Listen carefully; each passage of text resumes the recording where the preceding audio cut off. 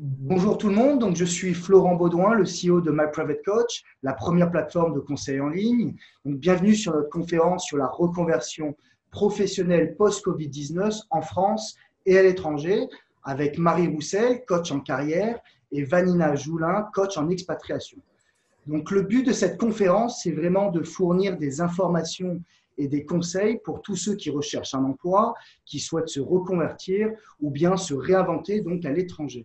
Donc je vous propose que l'on fasse un tour de table avec Marie, qui pourrait donc présenter son parcours professionnel, les raisons qui ont poussé à vous installer donc aux États-Unis, votre définition du coaching et le but du coaching, et aussi, donc pour finir, l'impact du Covid-19 sur votre activité. Bonjour à tous, je m'appelle Marie Roussel. Merci beaucoup Florent pour l'invitation à cette conférence avec My Private Coach App dont je coach aussi sur l'application. Je vis aux États-Unis depuis 4 ans. Je suis née en France et pour vous raconter très rapidement mon parcours, j'ai un parcours plutôt classique avant de découvrir le rêve américain, si on peut toujours l'appeler comme ça, en tout cas la vie à l'américaine et tous les challenges et les opportunités d'une vie à l'américaine. Donc, j'ai fait des études de droit à Paris, puis une école de commerce, donc j'ai un profil relativement classique. J'ai commencé ma carrière dans la pub digitale. En tant que commercial, puis responsable de com digital dans des gros groupes français. Et c'est vrai que mon expérience en France suivait une route toute tracée. Et j'étais dans une très belle boîte qui s'appelle Orange exactement au poste que je voulais, tout allait bien. J'avais une petite famille, tout était parfait, mais en fait, je pense que je m'ennuyais très très profondément. J'avais eu la chance lors de mes études de vivre au Japon, à Tokyo, pendant quelques mois et d'y travailler. Puis ensuite, j'étais allée à Washington en 2008 pendant les élections d'Obama. Donc j'avais eu cette expérience de l'expatriation quasiment 10 ans avant de venir vivre aux États-Unis et je m'étais sentie libre. C'était assez spécial comme sentiment, mais je me baladais dans les rues de Tokyo toute seule et j'avais adoré. Je me sentais complètement libre et je pense que c'est peut-être culturel, c'est peut-être l'éducation, c'est peut-être la famille, je ne sais pas, mais en tout cas, ce sentiment de liberté, je l'ai seulement vécu quand j'étais à l'étranger. J'ai toujours voulu repartir, peu importe où, mais j'ai toujours voulu repartir. Donc, j'ai rencontré mon compagnon, mon mari, et on s'est dit, on parte quelque part. Et c'est lui qui a eu l'opportunité en premier de partir à New York. Et c'était son rêve de petit garçon de vivre à New York. Donc, je lui ai dit, oui, pourquoi pas, New York, c'est sympa. C'est pas la ville la plus simple en termes d'expatriation. C'était plutôt une bonne ville pour mon secteur qui était la pub digitale. Donc, on est parti aux États-Unis en 2016, juste après l'élection de Trump. Donc, il y avait un petit choc par rapport à 2008 quand j'avais quitté. C'était pas vraiment le même état d'esprit, mais en tout cas, c'était quand même voilà, le début de notre rêve américain avec toutes les ce dont Vanina va parler plus tard, mais voilà, c'est pas si simple les États-Unis. Et aussi, un des éléments, je pense, déclencheurs qui a fait que je suis partie m'installer aux États-Unis, c'est qu'aussi, en fait, j'ai quitté la France donc en 2016, juste après, un an après les attentats du 13 novembre, et c'est le jour où j'ai accouché de ma première fille. Donc, il y avait une ambiance extrêmement, extrêmement lourde en France à ce moment-là. On se sentait absolument pas en sécurité. Et c'est vrai que les premiers pas que j'ai fait aux États-Unis, je me sentais bien, je me sentais en sécurité, à New York en tout cas. Donc c'est un mélange de plein de choses, c'est professionnel, c'est personnel, mais en tout cas c'est clairement un choix que je regrette absolument pas et je suis toujours très heureuse de vivre aux États-Unis. On a un process de green card, on s'accroche. Parce que vraiment, il faut s'accrocher pour rester ici. C'est beaucoup plus simple de rentrer en France et de retrouver son job. Je suis devenue entrepreneur entre-temps. J'ai arrêté la publicité. Enfin, pas arrêté, je continue plus ou moins, mais je me suis lancée dans le coaching. J'ai vraiment, vraiment repoussé des limites que je ne connaissais pas pour plein de raisons. Donc, je n'évoquerai pas forcément ici, mais très perso.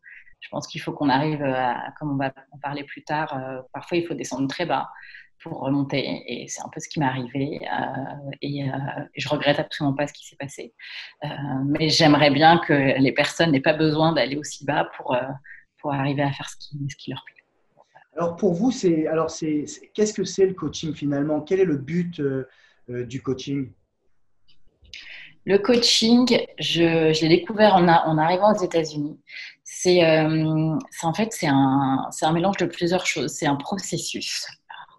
On m'a toujours dit c'est un process, tu verras, etc. Donc c'est un grand mot, mais voilà, c'est un processus qui commence par une rencontre entre deux personnes, un coach et un coaché, un coach et un client. C'est un accompagnement individuel, personnalisé, qui amène en fait le coaché, le client à mieux se connaître et à s'accepter tel qu'il est. C'est une rencontre, j'insiste là-dessus parce que c'est vraiment une relation de confiance qui va se créer entre deux personnes, deux êtres humains, et que cette confiance, c'est ça qui va permettre au coaching d'avoir des résultats spectaculaires. Car en fait, le client, la personne qui se fait coacher, va se sentir écoutée, comprise. Elle va partager souvent Je pense que la plupart de mes clients me disent des choses et je suis la seule à le savoir. C'est souvent des peurs qui sont très profondes. Et mon travail, en fait, de coach, c'est de les aider à déjà comprendre, à reconnaître ces peurs-là. C'est la première étape. Et ensuite, une fois qu'on les a reconnues, on les a comprises, c'est aussi les accepter et aller de l'avant parce qu'en fait, on ne peut pas les changer. On ne peut pas se changer. Il faut avant tout s'accepter. Et c'est en acceptant ses peurs, c'est en les connaissant qu'on va pouvoir aussi réaliser ce qu'on aime vraiment. Et le coaching va aider aussi à réaliser ses plus grandes envies, à se dépasser, à devenir la meilleure version de soi-même. C'est pas que des mots, c'est quand même une réalité. Moi, ça m'est arrivé quand je me suis fait coacher. C'était voilà, quelques séances, mais c'est vrai que j'ai eu des moments, des aha moments, comme on dit, des moments un peu déclic où je me suis dit, en fait, c'est ça qui me plaît. Donc, je vais peut-être pas y arriver là tout de suite, mais c'est là où je veux aller dans 6 mois, 1 an, 2 ans. Et ça m'a donné la force de passer par des épreuves, des étapes peut-être moins pas très fun. Mais j'avais cette espèce de vision que le coaching m'a aidé à avoir. Et ensuite, le but clairement du coaching, que ce soit le coaching carrière, vie, leadership, c'est vraiment d'amener le client à se regarder en face, à s'accepter tel qu'il est. Et on est tous uniques et on est tous parfaits. D'accord. Ben, merci beaucoup, Marie. Alors, je vais maintenant donner la parole à Vanina.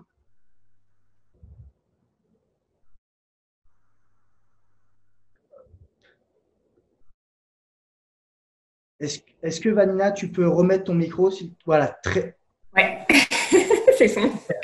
super. Vous m'entendez? Là, pareil, donc vous êtes aussi expatrié donc aux États-Unis, à San Diego. Donc j'aimerais beaucoup connaître un petit peu votre parcours professionnel, personnel. Qu'est-ce qui vous a amené donc à faire du coaching sur l'expatriation et quelle est pour vous votre définition et le but du coaching? Merci beaucoup. Bonjour. Alors, moi, c'est Vanina Joulin-Batéja. Donc, je suis née également en France. Après un parcours Sciences Po, études de droit, SAS, etc., j'ai travaillé en cabinet d'avocat. Donc là, j'ai aidé les sociétés en droit des affaires. Donc, je les accompagnais dans le droit des affaires. Et ensuite, j'ai travaillé en entreprise toute ma vie. Donc, ma vie, c'était d'aider les entreprises à l'intérieur. Ensuite, je suis partie aussi en 2000 aux États-Unis.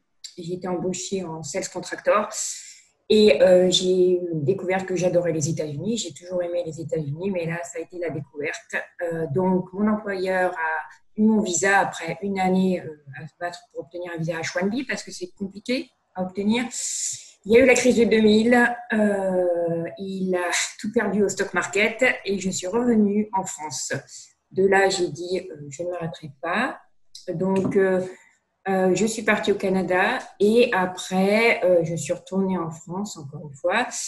Et au Canada, j'ai rencontré mon mari et l'un habitait à Paris et l'autre habitait dans le sud de la France. Donc, je me suis dit, pourquoi pas aller habiter aux États-Unis. Donc, on a commencé un visa investisseur et l'année où on faisait le visa investisseur, on a gagné la carte verte. Donc, ça n'arrive pas qu'aux autres.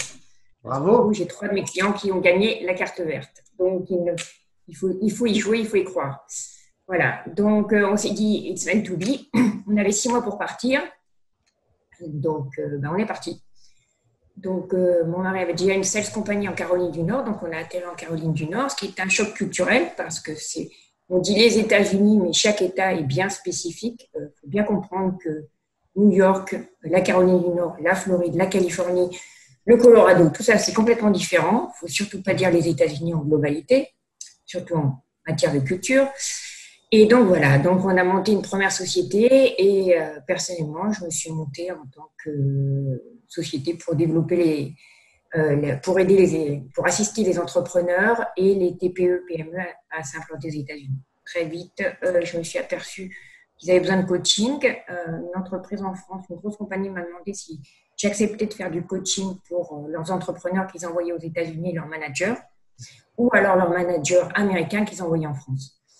Donc, j'ai dit oui, c'est quelque chose que j'aime beaucoup faire, puisqu'en fait, quand vous aidez les entreprises à venir ici, les entrepreneurs en particulier, ils ont besoin de ce coaching, ils ont besoin de connaître leur environnement, ils ont besoin de connaître les clés qu'ils ont en eux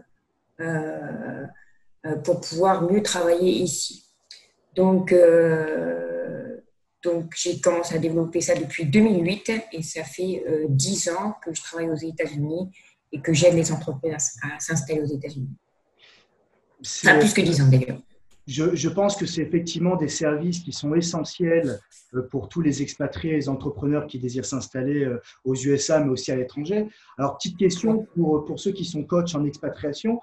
Est-ce que vous assistez aussi toute la famille à s'installer pour ceux qui ont des enfants, pour trouver donc les écoles, pour trouver potentiellement un emploi pour l'époux ou l'épouse qui a besoin de travailler, pour leur trouver leur logement, les voitures, toute l'administration pour la sécurité sociale, le permis de conduire, les assurances. Vous les aidez aussi ? Alors là, c'est une excellente question. Oui, ça fait partie de mon travail également, indépendamment de les aider. Donc, les aider complètement sur le côté interculturel à s'implanter aux États-Unis, les managers, quand ils sont envoyés en tant que managers, ou aider l'entrepreneur qui arrive ici, donc oui, et aider la famille. D'ailleurs, j'ai aidé aussi la famille quand c'était des épouses de managers. On me demandait de coacher les épouses pour les aider à trouver ce qu'elles allaient faire en arrivant ici, parce qu'elles suivent leur conjoint, et bien souvent, c'est un choc, et elles se disent qu'est-ce que je vais faire maintenant ? Il faut le temps qu'elles obtiennent leur permis de travail. Bon, il y en a qui suivent leur mari, qui vont faire le business ensemble. Il y en a beaucoup aussi qui arrivent et qui se disent qu'est-ce que je vais faire ? Il faut savoir que quand elles arrivent, notamment en visa E2, elles peuvent avoir un permis de travail qui peuvent les conduire à la carte verte. Donc, il faut qu'elles se reconstruisent et qu'elles trouvent leur travail. En même temps, il faut installer la famille. C'est capital parce que si la famille n'est pas correctement installée, ça risque de faire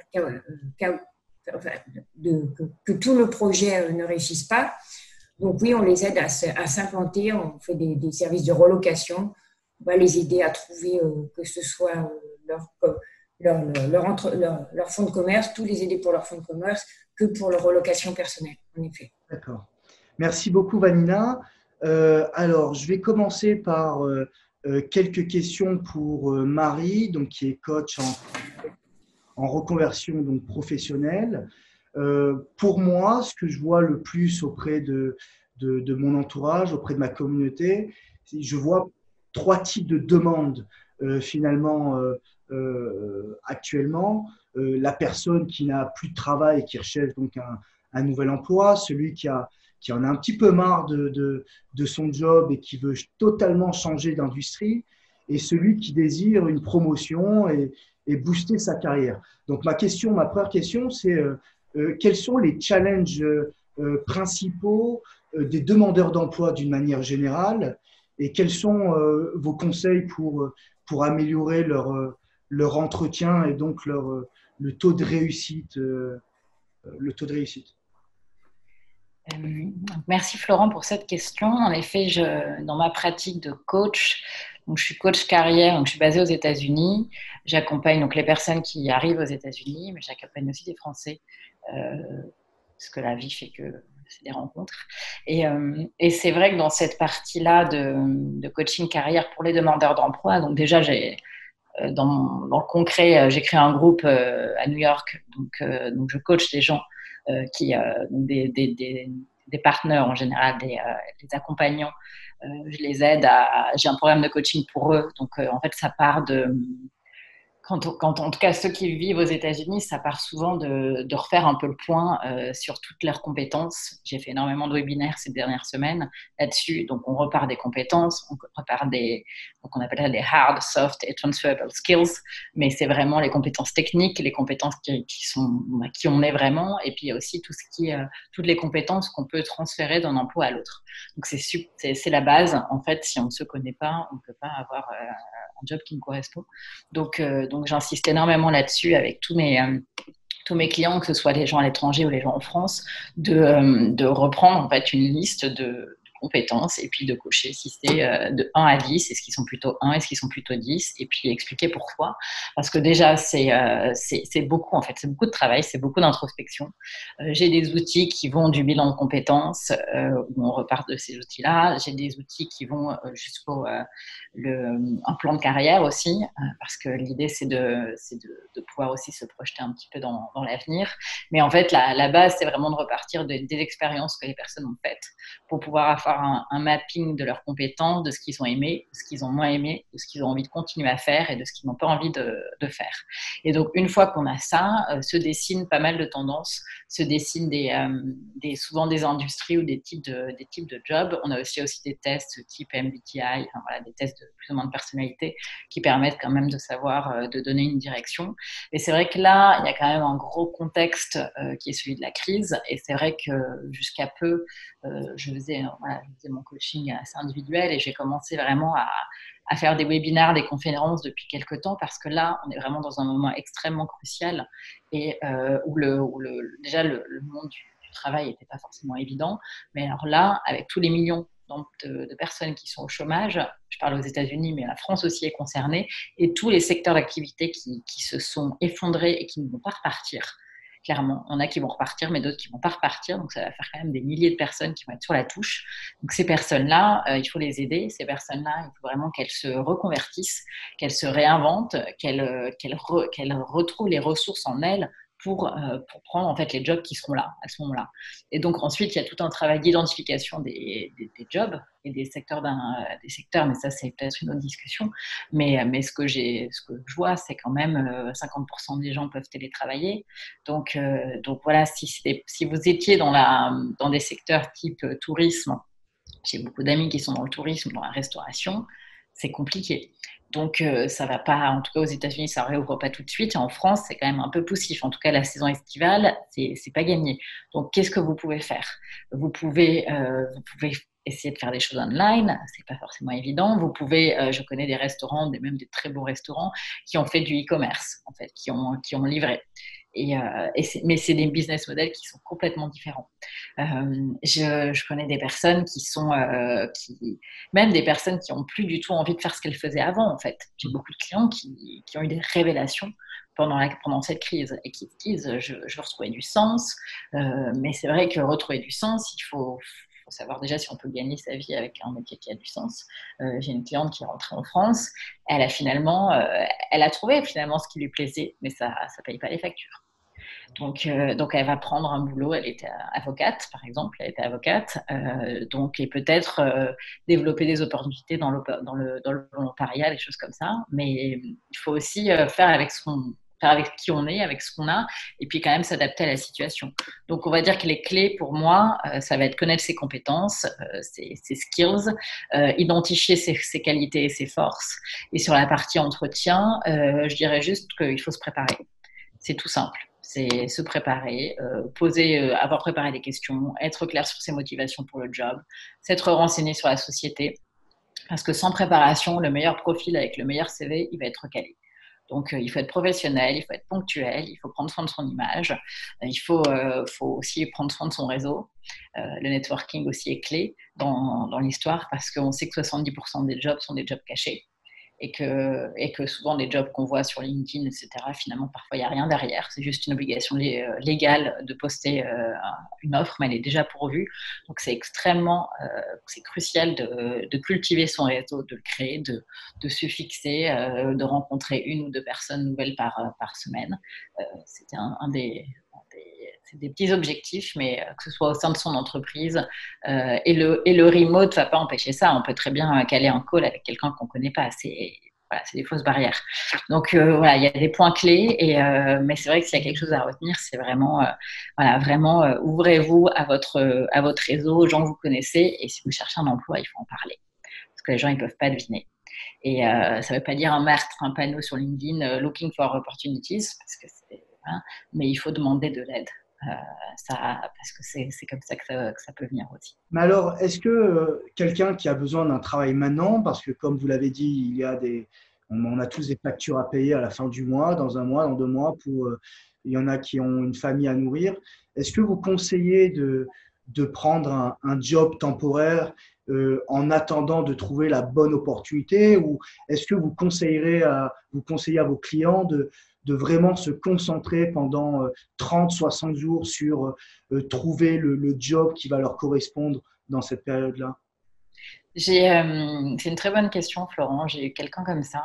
On lui a proposé un job dans la finance, mais plutôt commercial finance.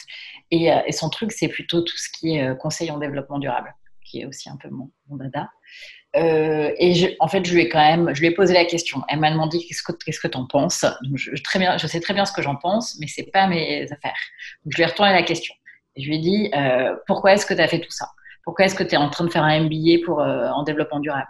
Pourquoi est-ce que tu as quitté le Brésil pour aller à New York? Et là, elle vient de me dire qu'elle a refusé le job et qu'elle va se consacrer à fond sur son projet Mais il faut se le permettre.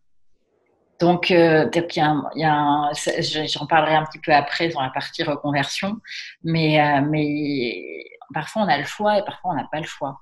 Donc, quand on n'a pas le choix, qu'on a une famille à nourrir, bien sûr qu'il faut prendre un job pour se nourrir. Mais il faut être vigilant pour garder de l'énergie, pour passer du temps sur ce qui nous plaît vraiment. Pour arriver au bout de 6 mois, 1 an, à avoir une opportunité dans ce job-là. Parce qu'on est trop, et je le vois aux États-Unis, les gens, en fait, ils n'ont pas le temps de faire des révolutions parce qu'ils ont 3 boulots. Parce qu'ils commencent à bosser à 6 heures du matin jusqu'à 8 heures du soir avec 3 boulots pour nourrir une famille. C'est ça la réalité des États-Unis. Donc, ils n'ont pas le luxe de se plaindre, en fait. Mais c'est vrai que ces personnes-là, j'ai aussi envie de les aider, de leur dire, essayez de garder un tout petit peu de temps tous les jours, toutes les semaines pour vous consacrer à ce qui vous plaît vraiment, parce que ça se cultive, en fait. Et on peut vite se retrouver dans un quotidien alimentaire et ennuyeux et surtout qui pompe de l'énergie. Alors, vous parlez donc de la reconversion. Alors, beaucoup de gens entre 30 et 45 qui sont en milieu de carrière, on va dire, désirent changer d'industrie ou se lancer dans l'aventure d'entrepreneur. Mais enfin, on peut constater quand même qu'il n'y a quand même pas beaucoup de personnes qui osent ce changement. Est-ce que vous avez une explication? Qu'est-ce qui fait la différence entre celui qui va tenter l'aventure et celui qui va rêver finalement? C'est une très bonne question, encore une fois, Florent. On en a un peu parlé lors de la préparation de cette conférence. C'est un sujet que j'aborde. J'ai fait plusieurs conférences sur le sujet et j'ai identifié trois facteurs, on va dire, des facteurs clés de réussite pour les personnes qui souhaitent se reconvertir professionnellement, mais aussi entreprendre. Donc, le premier, ça va être le tempérament, ça va être le caractère. Et quand j'entends tempérament, c'est énormément de choses, mais je vais juste pointer un point qui est la tolérance au risque. C'est vraiment se poser la question, est-ce que vous êtes tolérant au risque? Et est-ce que vous prenez une échelle de 1 à 10, 1 étant, je ne suis pas du tout tolérant au risque, et 10 étant, je prends des risques tout le temps. Donnez-vous une note. Est-ce que c'est un 5, un 6, un 7, un 8? Il n'y a pas de jugement de valeur. C'est bien de vous auto-évaluer. Et puis, une fois que vous avez cette note-là, réfléchir à des situations où vous avez été en situation de risque. Parce que parfois, on se sous-estime. Donc, déjà, posez-vous cette question-là parce que forcément, qui dit se reconvertir, qui dit entreprendre, dit prendre des risques. Et donc, il faut le faire. Et je pense que personne n'est totalement tolérant au risque, mais il y a quand même des tendances. Ensuite, je vais pointer la persévérance. C'est un trait de caractère. C'est quelque chose qu'on a souvent, on voit à la naissance. C'est des choses qu'on a, c'est inné. Et la persévérance, ça va être une personne qui est têtue, une personne qui lâche rien, une personne qui a des valeurs très fortes et qui vit en accord avec ces valeurs-là. Pour moi, aura selon moi plus de chances de réussir ce qu'elle entreprend. Parce que c'est très dur d'entreprendre et c'est très dur de se reconvertir. C'est une réalité, donc il faut quand même le dire. Mais c'est aussi tellement épanouissant et c'est tellement rewarding, comme on dit. Enfin, on reçoit tellement en échange qu'il faut se lancer aussi à un moment et qu'on n'a qu'une vie. Donc voilà, avoir mais c'est souvent finalement les grands entrepreneurs, c'est des gens qui ont eu des vies très dures. On en a parlé au tout début, ils ont eu des enfances extrêmement dures, ils ont souvent été battus. Enfin, voilà, malheureusement, c'est une vraie réalité. Il y a très peu de gens qui sont dans des familles heureuses, où ils sont aimés, et en fait, on peut soit être détruit, soit renaître. Donc il y a quand même ça, c'est le tempérament, et on peut, voilà, c'est quelque chose qu'on a en nous. Ensuite, je dirais le deuxième facteur, c'est la motivation. C'est un chemin qui peut être long et parfois un peu fastidieux de changer de carrière, de se reconvertir et de créer son entreprise. On dit, je sais qu'une métrique qui m'avait un peu choquée quand je me suis fait former au coaching ici, on m'avait dit qu'en fait, il fallait 18 mois avant de construire une base client. 18 mois, mais c'est énorme. Et en fait, non, c'est la réalité. Et c'est exactement pareil pour n'importe quel type d'entreprise. Que ce soit coaching, consulting, restaurant, etc., il y a un minimum de 1 an et demi, 2 ans avant de pouvoir faire des bénéfices. Donc, ça veut dire qu'il faut avoir de quoi tenir et de quoi vivre. Donc, c'est quand même quelque chose à avoir en tête. Il faut se motiver, il ne faut pas lâcher. Il faut savoir qu'on va se prendre des murs et il faut aller les taper encore une fois et puis les casser ou alors les détourner, ces murs-là. Mais en tout cas, c'est sûr que ça prend du temps et qu'il faut être très motivé parce que souvent, quand on doit se reconvertir, il faut se former, il faut réapprendre un nouveau métier, une nouvelle industrie. Et puis clairement, quand on est entrepreneur, on n'a pas la science infuse. Donc, il faut soit apprendre, soit recruter des gens qui savent mieux que nous, parce que c'est ça la clé aussi d'un bon entrepreneur pour moi, c'est de connaître aussi ses forces et ses faiblesses et pouvoir recruter des gens meilleurs que soi. C'est très important. Donc, voilà, avoir des réserves financières, c'est très important. On en parlait un peu plus avec Vanina tout à l'heure, mais entreprendre aux États-Unis ou se reconvertir aux États-Unis ou vivre aux États-Unis, ça coûte extrêmement cher de vivre ici. Et même en France, il faut quand même se dire moi j'aime bien avoir une métrique, de dire qu'il faut au moins de 6 mois. 6 mois pour payer son loyer et 6 mois pour manger. La base. Et parce que surtout, je me souviens, on en a parlé lors de la préparation, c'est pas l'argent qui fait qu'on réussit. J'avais vu une conférence très inspirante où la personne disait, mais en fait, les entreprises qui réussissent le mieux, on connaît quand même les Facebook, etc. Ils ont commencé dans un garage ou sur un campus, mais parce que ce qui les motivait, c'était pas l'argent. Ils ont réussi à faire bien avec peu de ressources. Et à partir du moment où on fait bien avec peu de ressources, on saura faire bien avec beaucoup de ressources. Donc, c'est voilà, ce côté scarcity en anglais, enfin, savoir bien faire avec peu. Et en dernier, je parle de la planification. Donc, c'est-à-dire avoir un plan de carrière, avoir un plan tout court.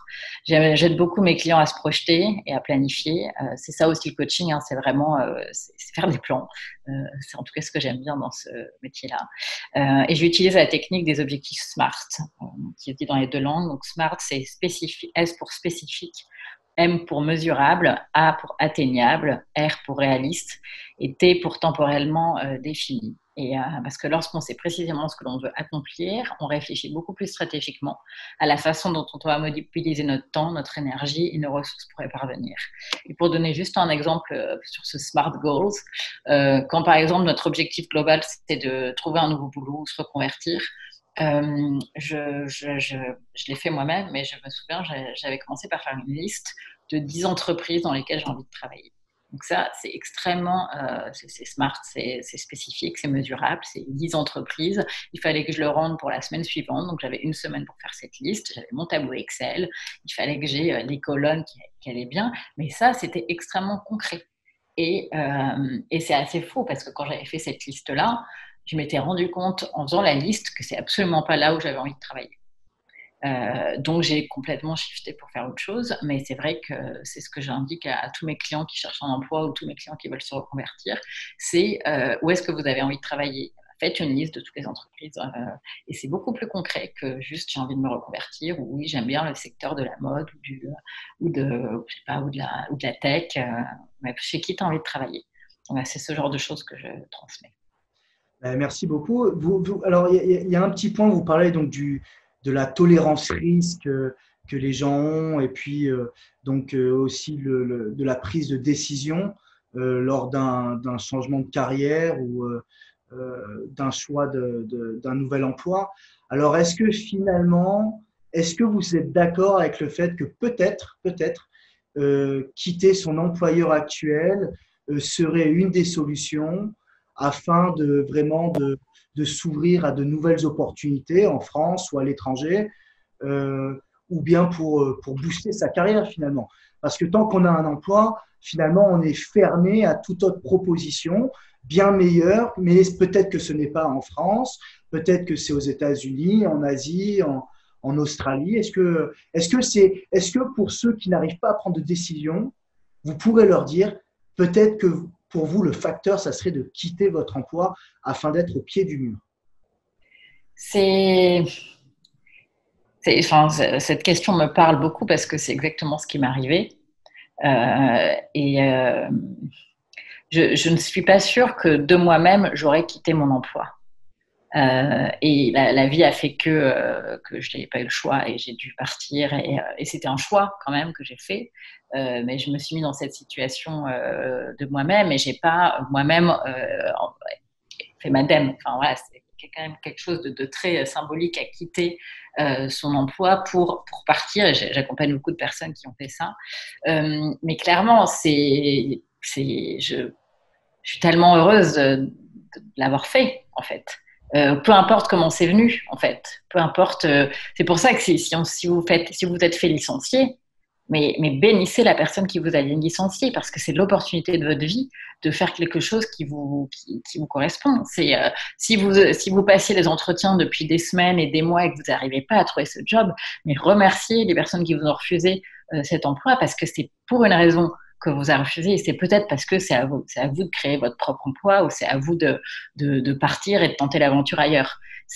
J'en ai entendu mais un nombre incalculable d'histoires comme ça et c'est aussi voir le verre à moitié plein. C'est important en termes d'état d'esprit, c'est ce qu'il faut. C'est peu importe les claques que vous prenez, elles vous apprennent quelque chose et elles vous permettent d'avancer. Donc oui, quitter son entreprise pour tenter l'aventure à l'international. C'est évident qu'en termes d'apprentissage, en termes de rencontres, en termes de skills, de compétences acquises, c'est juste incroyable de vivre à l'étranger. On passe dans un autre monde, littéralement. Je ne sais pas si je pourrais rentrer en France. En fait. C'est parce que ça va être mon pays. Je suis devenue une autre personne en partant. Et je suis devenue qui je suis vraiment. Donc c'est clair que c'est l'expatriation, ça peut être un formidable tremplin professionnel. Je connais bien les États-Unis, j'ai un peu vécu en Asie. Je dirais quand même que le pays est important, le pays de destination est quand même important. Par exemple aux États-Unis, c'est un pays qui encourage énormément l'entrepreneuriat et la prise de risque et qui glorifie l'échec.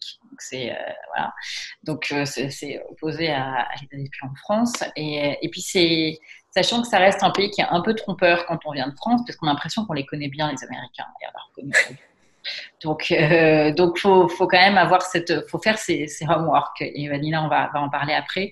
Il faut quand même savoir où on va et pas s'attendre à un accueil à bras ouverts. Les États-Unis, c'est quand même l'opposé de l'accueil, encore plus aujourd'hui, comme vous l'avez vu avec la fermeture des frontières.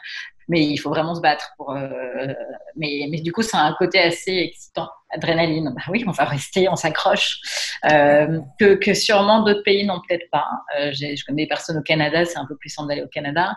J'ai des amis qui sont à Singapour. On avait hésité aussi. Nous, ça reste dans notre liste. Canada, Singapour, ça reste des pays où il fait bon vivre et où il est plus simple de vivre. qu'aux États-Unis, mais pour l'instant, c'est pas forcément ce qui nous intéresse.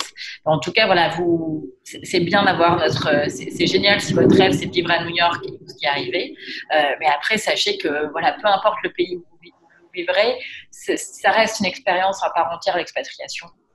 Et que ça reste une autre culture. Donc, décider de tout quitter et de partir à l'étranger, ça reste un choix courageux.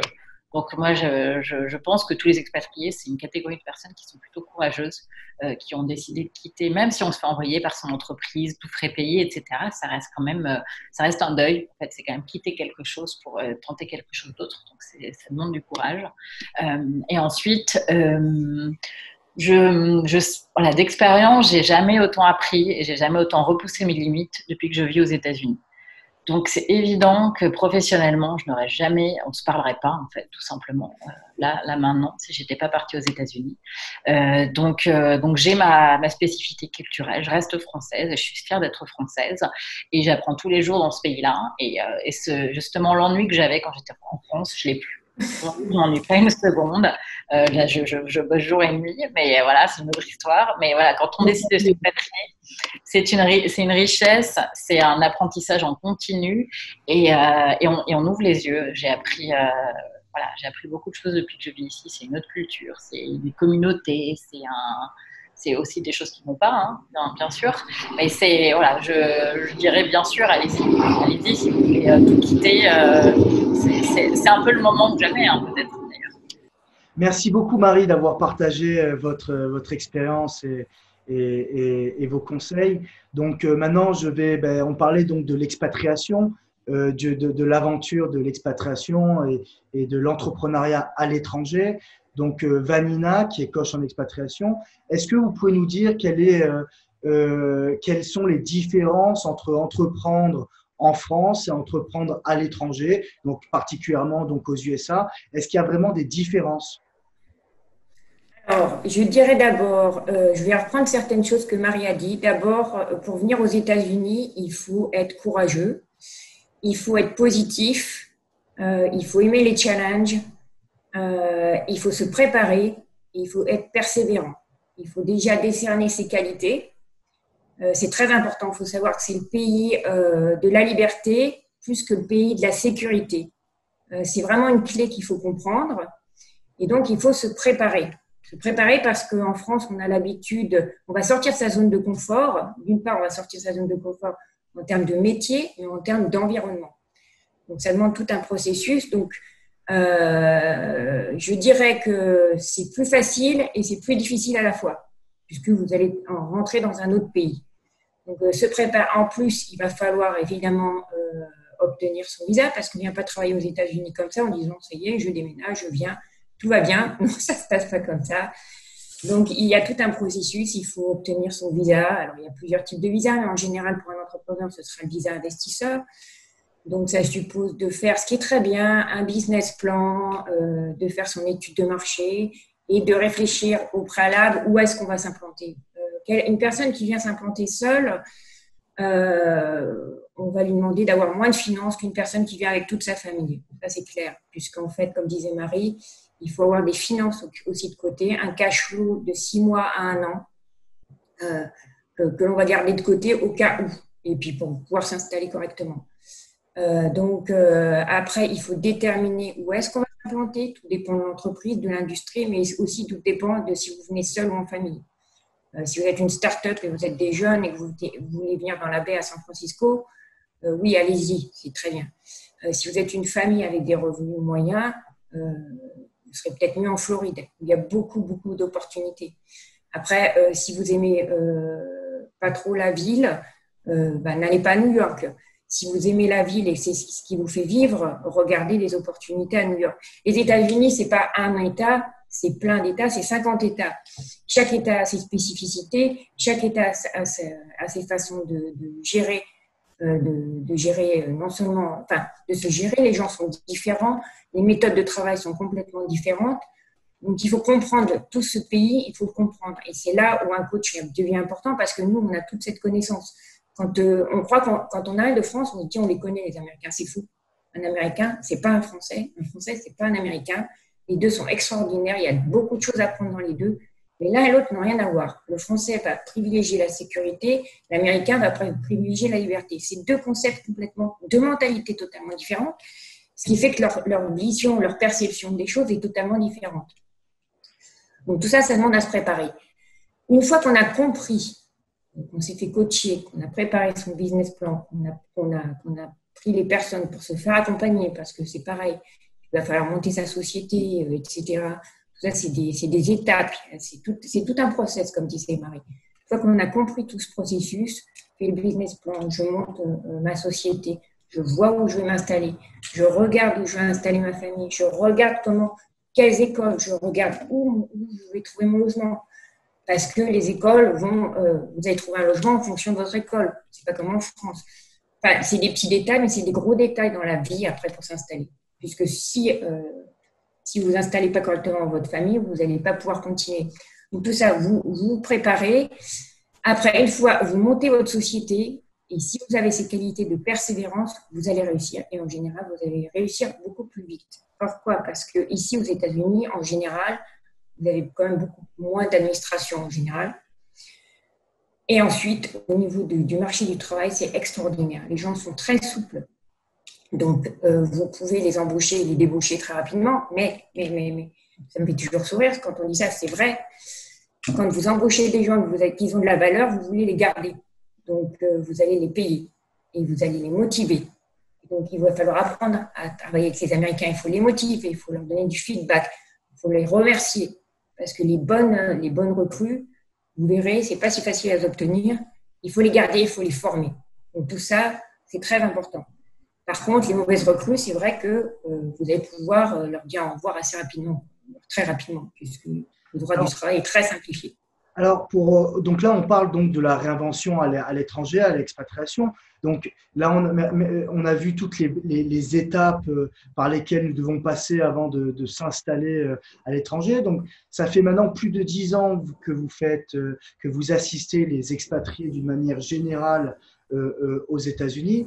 Mais si jamais vous devez donner un red flag de personnes qui désiraient s'installer aux États-Unis, mais vous n'avez pas voulu vous occuper. Quelles sont ces raisons-là? Quelles sont ces red flags?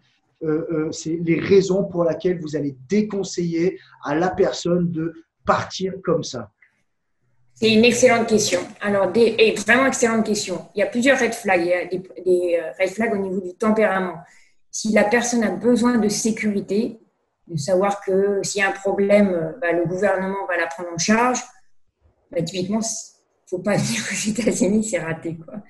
Les États-Unis, c'est le pays de l'entrepreneuriat, c'est le pays du challenge, c'est le pays du dépassement, c'est le pays de la reconversion permanente, mais c'est un pays qui vous rétribue beaucoup, Si vous savez vous donner à fond et croire en vous, c'est un pays qui vous donne énormément.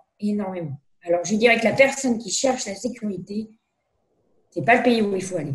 Deuxièmement, la personne qui vient sans aucun moyen, moi, je déconseille. Je dirais qu'il faut, comme disait Marie, un minimum de cash flow de 6 mois à 1 an, ce n'est pas grand-chose. Mais ça permet d'abord, de se rassurer personnellement, de se dire demain, j'ai de quoi faire si jamais il y a un coup dur, comme par exemple le Covid. Moi, j'ai eu des gens qui sont venus s'implanter ici à San Diego. Ils ont ouvert le jour, on fermait les magasins, on fermait les restaurants. Ils ont repris un restaurant. Extraordinaire, ils ont été extraordinaires, ils ont développé dans ce restaurant le secteur catering. Et ils s'en sortent malgré tout. Bon, puis il y a eu le PPP, c'est-à-dire les aides gouvernementales qui les ont aidés, mais ils avaient ce cash flow de sécurité, ce qui leur a permis de se dire, on se concentre sur notre business, qu'est-ce qu'on va faire? Comment on va s'y prendre? Comment on va s'adapter? Il faut être adaptable. Si vous n'êtes pas adaptable, c'est pas la peine de venir ici. Ils ont dit, on va développer tout le catering, ils ont développé tous les services Uber et compagnie. Et ça a marché. Et c'est tout un secteur qu'ils n'avaient pas avant. Maintenant qu'ils sont rouverts, ils vont avoir beaucoup plus de chiffre d'affaires à cause de ce secteur qu'ils ont développé dans une période difficile, très difficile. Ouvrir, au moment où on vous demande de fermer, c'est carrément, c'est presque surréaliste, quoi. Mais ils y sont arrivés. Ils avaient la foi en eux, ils ont voulu, ils ont cherché, ils y sont trouvés. Voilà. Pour venir aux États-Unis, je dirais que les 2 gros moteurs, c'est croire en soi, avoir confiance, être entrepreneur, ne pas chercher la sécurité, chercher la liberté et et avoir un minimum de cash flow. Voilà. Alors, vous avez, merci beaucoup. Donc, je suis sûr que vous avez déjà plein de success stories de Français qui sont installés aux États-Unis. Quelle est peut-être celle qui vous a marqué le plus en 10 ans? Alors, honnêtement, j'en ai beaucoup qui m'ont marqué. J'ai eu des gendarmes qui sont venus, des restaurateurs. Bon, il y en a un qui est même passé à la télé sur TF1 dans Changer de vie. C'était des gens qui avaient un supermarché en France. Ils se sont dit, on ne veut plus de ça, on veut changer de vie, on veut donner des nouvelles opportunités à nos enfants. Lui, il était passionné de voiture, il a ouvert son garage et maintenant, ils sont heureux. L'épouse, alors ce que disait Marie, je rejoins, souvent les épouses, l'époux, ça dépend, il y a les deux choses. L'époux va suivre le conjoint qui porte son entreprise et l'époux va se dire, qu'est-ce que je fais? Alors souvent, ils vont aider au départ, mais après, il va falloir se reconvertir, se rechercher. Et c'est vrai que là aussi, ils ont besoin qu'on les soutienne et des coachs comme Marie, on en a besoin également. Mais donc, cette histoire, donc, j'en ai plein, j'en ai une autre. Elle était venue pour suivre son mari. Et le mari a perdu son emploi. Elle me dit, mais moi, je suis tellement heureuse aux États-Unis, je veux rester. Je lui fais, t'as qu'à monter ton business, tu fais ton visa entrepreneur, tu vas rester. Elle faisait du marketing, c'était une directrice marketing en France. Elle me dit, je ne veux plus faire ça, c'est pas ce qui m'intéresse, j'adore la restauration. Je lui fais, on va monter ton restaurant. Donc, on a monté son restaurant et elle a réussi. Et son mari, du coup, a eu son permis de travail grâce à elle et il a repris un job et ils sont restés, après ils ont eu la carte verte. Et en plus, ils ont gagné la carte verte. Tout ça a fait, c'est vraiment une histoire extraordinaire parce qu'à la fin, ils ont gagné la carte verte. Mais grâce à cette transition, à cette façon de s'adapter, et en fait, le mari est venu, c'est lui qui a porté le visa, et au final, c'est son épouse qui a porté le visa. Et après, ils ont gagné la carte verte. Et ça, c'était une des histoires les plus extraordinaires parce qu'au départ, elle me dit, mais Vanina, je ne vais pas y arriver. Je lui fais, si, tu vas y arriver. Et on va mettre ça en place. Et on a mis ça en place. C'est génial, c'est génial. Vraiment, merci beaucoup, Marie et Vanina, d'avoir partagé vos expériences. Nous avons quelques questions de la part de notre audience. Je vais en sélectionner 2 ou 3 que je trouve vraiment très bien. Alors, la première, peut-être pour Marie. Jérémy, je m'appelle Jérémy, lycéen à Paris. Afin que je puisse orienter mes études, quels sont les métiers du futur d'après vous? C'est clairement, j'ai fait pas mal de recherches là-dessus, donc ça tombe bien. Et surtout si Jérémy est jeune, c'est le moment, parce qu'il y a en fait, moi, ce que j'ai vu, ce que je vois, de toute façon, c'est pas que moi, hein, ça reste des stats. Aujourd'hui, il y a une liste très claire et très récente, donc je vais vous dire, Jérémy, les 10 jobs les plus demandés en avril 2020 sur LinkedIn. Le premier, c'est Artificial Intelligence Specialist, donc spécialiste en intelligence artificielle. Le deuxième, c'est Robotics Engineer, donc ingénieur en robotique. Le troisième, c'est Data Scientist, donc tout ce qui est data. Ensuite, c'est Full Stack Engineer, je ne sais pas ce que c'est. Cinquième, c'est Site Reliability Engineer. Ensuite, c'est Customer Success Specialist, Sales Development Representative, Data Engineer et Cyber Security Specialist. Et Behavioral Health Technician. Je ne vais pas le dire parce que voilà, mon accent reste. Voilà, alors, donc c'est assez axé quand même technologie, data, robotique. Et moi, je parle en fait dans ce que je raconte du concept de technologie juste, white technology. En fait, c'est l'idée de tout ce qui est automatisation, c'est pour nous faciliter la vie, clairement.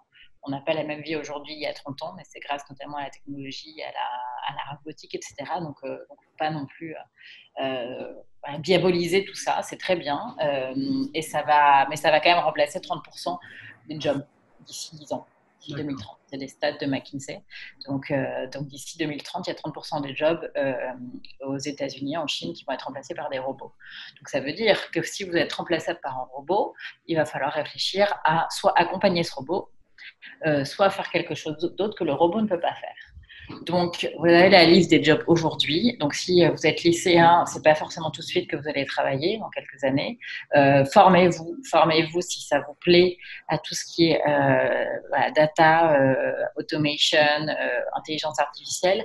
Mais aussi, gardez en tête que on remplacera jamais les humains.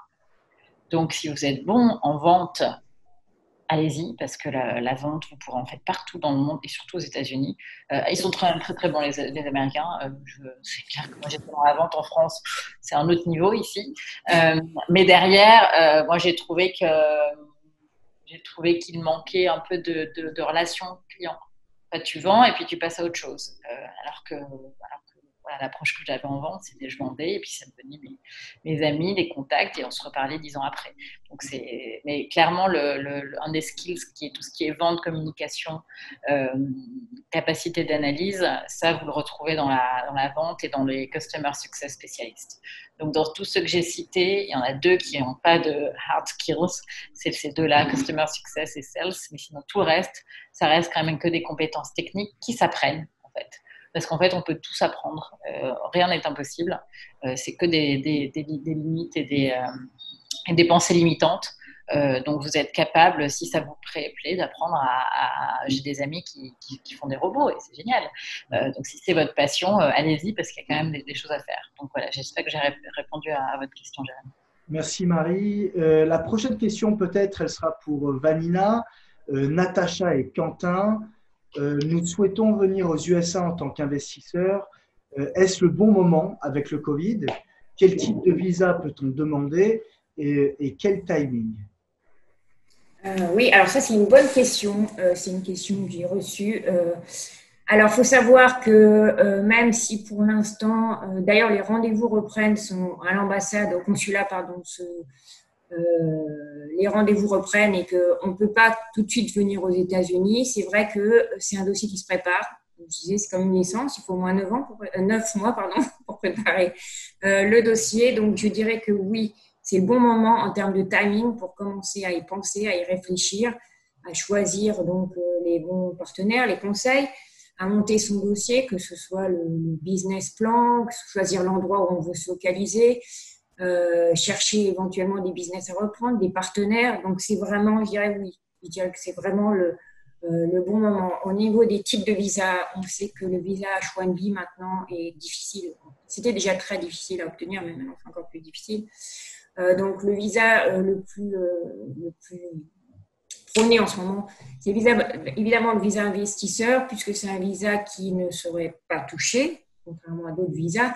D'abord parce qu'il y a un traité entre la France et les États-Unis, puis avec beaucoup d'autres États d'ailleurs, la Belgique, la Suisse, enfin bref, il y a un traité. Donc, c'est un visa qui ne sera pas touché. C'est un visa que vous pouvez porter en tant qu'investisseur personnel ou que votre entreprise peut porter pour vous et vous envoyer. Et donc, c'est le visa à demander. Et c'est un visa qui ne demande quand même pas trop de finances, contrairement au visa EB-5, pour lequel on va vous demander plus d'1,5 million de dollars, alors que là, entre 50 et 100 000 dollars, vous pouvez commencer à démarrer quelque chose. Voilà, donc je dirais que le timing est excellent, puisque d'ici 9 mois, on espère bien que les frontières sont réouvertes, même si c'est plus qu'espérons, on est quasiment 99% sûr, enfin, il ne faut jamais dire 100% tant qu'on ne l'a pas fait. Voilà, donc je dirais que le timing est parfaitement raisonnable d'y penser maintenant. Merci Vanina. On arrive à la fin de la conférence donc sur la carrière et la reconversion. Dernière question et petit mot de fin pour toutes les deux. Quel est le conseil que vous pouvez donner à l'audience pour ceux qui cherchent à se reconvertir ou à se réinventer en France ou à l'étranger? Et aussi en tant que coach sur My Private Coach, que pensez-vous de notre plateforme? En toute honnêteté, bien sûr. Je vais laisser Marie en premier, peut-être. Si, oui, ok. Alors, pour répondre à tes 2 points, les conseils, il faut être préparé, ça c'est sûr. Il faut être préparé, il faut avoir des plans, mais il faut quand même être conscient que rien ne se passe comme prévu, souvent dans la vie. Mais le fait de l'avoir préparé, ça crée quelque chose, ça crée une énergie, ça crée un dynamisme qui fait qu'en fait, ensuite, on s'adapte. Donc, il faut être préparé, il faut être ouvert aux opportunités. il faut accepter de se tromper, il faut accepter de tomber et de réessayer. Et voilà, on a tous appris à marcher. Donc, on est bien tous tombés. Donc, et pourquoi est-ce qu'on a appris à marcher? Parce qu'on n'avait pas le choix, parce qu'il fallait qu'on marche, parce que c'est une question de survie. Donc je sais que beaucoup d'entrepreneurs, c'est un peu une question de survie pour eux. C'est leur raison d'être, c'est leur pourquoi. Ils n'ont pas le choix. Il faut qu'ils arrivent à ça. Et clairement, ces personnes-là, elles réussissent. Mais elles tombent. Et elles se prennent des murs, mais elles continuent. Il faut croire en vous. Je crois que c'est Vanina que tu disais ça. Donc voilà, c'est vraiment des points clés. Il y a beaucoup de préparation, il y a une grosse connaissance de soi-même, parce que c'est bien de connaître ses faiblesses quand même, parce qu'au moins on sait, c'est normal de se sentir parfois un peu découragé, etc. Mais voilà, faut attendre que ça passe et puis demain sera un autre jour et ça arrivera mieux le lendemain. Donc c'est vraiment ce que je veux faire passer comme message, et surtout aujourd'hui où clairement c'est un moment assez historique, je trouve. On vit une année on a juste prévu ça donc c'est là. On avait beau être préparé à certaines choses, c'est pas du tout ce qui s'est passé, mais clairement c'est le moment de se lancer. Si vous aviez quelque chose en tête depuis des années, en fait faites-le, c'est maintenant. Parce que voilà, vous avez peut-être perdu des proches, vous vous rendez compte de la valeur de la vie, et qu'est-ce que vous voulez qu'on dise de vous sur votre tombe? C'est peut-être pas ce que vous faites aujourd'hui. Donc faites ce que vous avez envie qu'on dise de vous plus tard. Et ensuite, pour parler sans transition de ma vision un peu du coaching et de l'app, clairement, My Free Head Coach App, je connais l'app depuis quelques mois. C'est un super outil. C'est comme vous dites, c'est pour démocratiser le coaching, mais c'est beaucoup plus que ça. C'est pour faire que les gens aillent mieux. Et à partir du moment où les gens vont mieux, le monde va aller mieux. Donc le coaching, c'est quelque chose que les gens connaissent peu en France. On a plein de barrières et c'est normal, mais clairement, c'est facile en fait. C'est facile de juste parler à quelqu'un et dire c'est facile et moins facile d'entendre dire à quelqu'un j'ai besoin d'aide, réaliser qu'on a besoin d'aide. C'est la chose la plus difficile, mais on a tous besoin d'être coachés. Et si ce n'est pas pour vous, faites-le pour les autres. Si ce n'est pas pour vous, faites-le pour votre famille. Parce que si vous êtes dans une situation, si vous n'êtes pas bien, c'est les personnes autour de vous qui sont impactées. Donc, faites-le pour les autres. Prenez une session, 2 sessions, 3 sessions de coaching et vous verrez, il y aura des résultats très, très, très rapides. Pour moi, beaucoup plus rapides que d'autres types de thérapies. Parce que le coaching, c'est le positif et c'est aller de l'avant. Donc allez sur My Private Coach et parlez. Merci Marie pour ces mots. Vanina, un petit mot de fin. Vos conseils pour les rêveurs des États-Unis ou de l'étranger, et aussi petite opinion en 5 minutes sur My Private Coach. Alors, je dirais que, comme je l'ai déjà dit, Marie l'a souligné, il faut croire en soi, se préparer et être adaptable.